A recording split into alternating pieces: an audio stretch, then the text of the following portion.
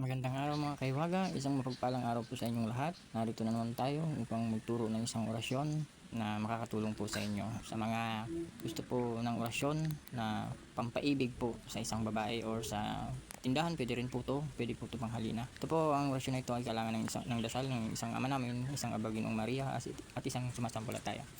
Kailangan po nakapokus po kayo dito sa inyong ginagawa para po may sakatuparan ng inyong mga kahilingan. So ito po, na orasyon na ito ay bawal po ito sa mga tao na panglalamang sa ating kapwa. Inais lang na makuha, bawal po ito mga kaiwaga. Ang orasyon na ito ay para lamang sa may mabubuting gawa. Okay? Ito po ang orasyon. Tu que amo mecum eris in perpetuum nemenim alinum amabis mi sulum nemenim. Yan pang orasyon, banggitin lamang po yan ng 3 beses sa inyong gagawin. At ilagay na rin po ninyo ang pangalan ng inyong gagawin. Okay, maraming salamat mga kaiwaga. Sana nagustuhan nyo ang aking video. Pagpalain po kayo.